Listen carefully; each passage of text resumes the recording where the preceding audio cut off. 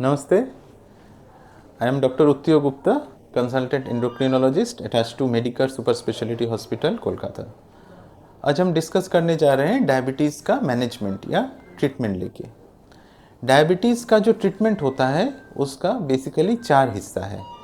एक है डाइट, दूसरा है एक्सरसाइज, तीसरा है ठीक से दवा लेना जिसको मेडिकल मैनेजमेंट बोला जाता है, और चौथा है ठीक से फॉलोअप करना। पहले आते हैं डाइट में। जो मरीज़ हमारे पास आते हैं वो अक्सर पूछते हैं कि क्या खाना चाहिए, क्या नहीं खाना चाहिए। इसमें पहला जो बात जानना है कि डायबिटीज़ में या मॉडर्न मेडिसिन में डायबिटिक डाइट बोल के एक्चुअली कुछ डाइट नहीं होता है। जो आपके लिए और मेरे लिए हेल्दी है वो एक डायबिटीज़ के मरीज़ के लिए भी हेल्दी है। तो आप सब कुछ खा सकते हैं लेकिन लेवल में रह के। कैसे करना है? पहला बात है कि डायबिटीज़ का जो फूड या फिर खाना का जो फूड मटेरियल्स है उसको अगर हम कुछ हिस्से में बांटें तो पहला आता है कार्बोहाइड्रेट। कार्बोहाइड्रेट हम डायरेक्टली कैलोरी के साथ जुड़ा हुआ है, तो इसका लेवल जो है इसको सीमित रखना है। कार्बोहाइड्रेट भी 2 प्रकार का होता है। एक है सिंपल शुगर जो खाने के बाद तुरंत पच जाता है और शुगर का खून में पिक दिखा जाता है, जैसे कि राइस मटेरियल और शुगर मटेरियल। दूसरा होता है कॉम्प्लेक्स कार्बोहाइड्रेट या फिर जो ग्रेन्स होता है, उसमें वो अगर हम खाना खाते हैं तो उसका जो पचने का ये है प्रोसेस है वो थोड़ा धीरे होता है और शुगर का जो पीक होता है वो थोड़ा कम होता है, जैसे रोटी। तो बेसिकली यही डिबेट है राइस और रोटी का। आप कुछ भी खा सकते हो, अगर आप दिन में 2 बार भी राइस खाते हैं तो भी कोई प्रॉब्लम नहीं है, लेकिन वो सिंपल शुगर है तो उसका क्वांटिटी जो है वो सीमित रखना है। दूसरा होता है प्रोटीन मटेरियल। प्रोटीन मतलब फिश, चिकन, अंडा या फिर जो वेजिटेबल प्रोटीन है जैसे दूध या पनीर। जो भी आप प्रोटीन लेंगे वो मसल बिल्ड करने में हेल्प करता है। ये मसल बनाने से जुड़ा हुआ है तो इसका लेवल खाने पीने में सही होना चाहिए। और तीसरा है फ्रूट्स एंड वेजिटेबल्स। इसको बोला जाता है ये फाइबर मटेरियल है। फाइबर क्या है? फाइबर एक ऐसा चीज़ है जो अगर आप खाना खाते हो तो ये अंदर में जाके पानी एब्जॉर्ब करता है, तो पेट जो है वो भरा हुआ महसूस करता है। डॉक्टरी भाषा में बोला जाता है अर्ली सैटिस्फैक्शन। तो भूख तुरंत कम हो जाता है और ये पचने का जो प्रोसेस है ये बहुत धीरे होता है, तो इसके लिए शुगर का पिक नहीं होता है। तो दोनों तरफ से फ़ायदा है, पेट भी बढ़ जाता है, शुगर भी नहीं बढ़ता है। इसीलिए डॉक्टर बोलते हैं कि फ्रूट्स एंड वेजिटेबल्स जो है वो डायबिटीज़ में ज़्यादा खाया करें। अब डायबिटीज़ का जो खाने का कंसेप्ट है इसमें 2 चीज़ ज़रूरी है। एक है, इसको बोला जाता है माई प्लेट कंसेप्ट। मतलब डायबिटीज़ में आपका खाने का जो प्लेट है उसको अगर आप 4 हिस्से में बांट ले तो उसको 1/4 होना चाहिए कार्बोहाइड्रेट, इसका अमाउंट सबसे कम रखना है। 1/4 होना चाहिए प्रोटीन क्योंकि मसल बिल्ड करना ज़रूरी है, और हाफ होना चाहिए फ्रूट्स और वेजिटेबल्स, मतलब बेसिकली सब्जियाँ। हरे सब्जी जो है वो ज़्यादा लेना होता है।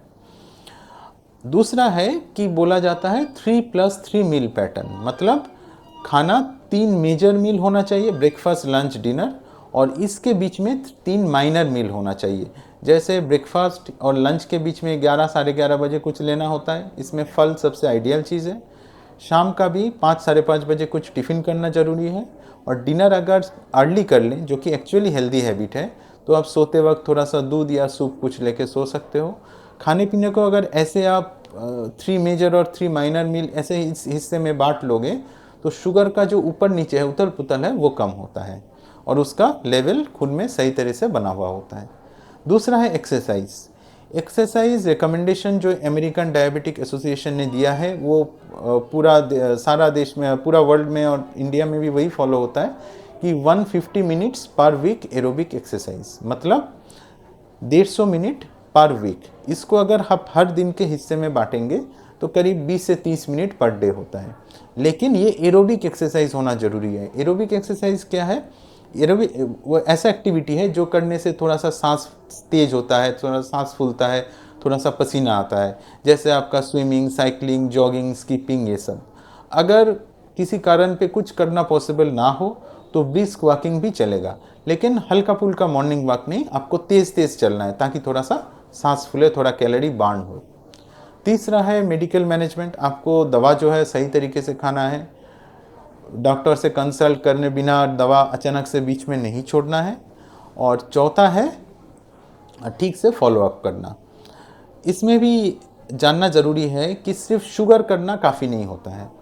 3 महीने में फास्टिंग, पीपी और जो 3 महीने का औसत है HbA1c वो तो करना ही है, लेकिन साल में एक बार creatinine, LFT, lipid profile, urine albumin creatinine ratio, ECG और एक रेटिना चेकअप, ये मैंडेटरी है।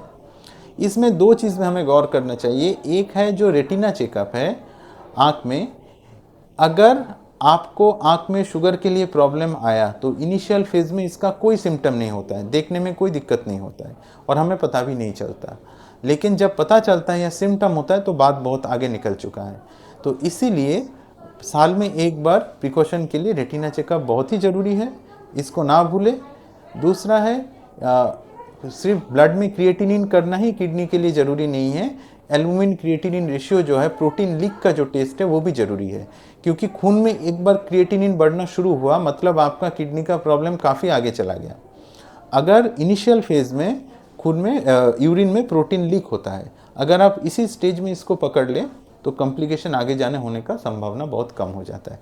तो अगर इस 4 एस्पेक्ट में सही तरीके से ध्यान दें तो डायबिटीज़ मैनेजमेंट जो है वो सही होता है और डायबिटीज़ का कॉम्प्लिकेशन जो है होने का चांसेस बहुत ही कम हो जाता है। और अगर कुछ आपको क्वेरी है डायबिटीज़ मैनेजमेंट लेके तो नीचे नंबर दिया हुआ है, उसमें कांटेक्ट करें, हम कोशिश करेंगे उसका आंसर करने में। नमस्ते।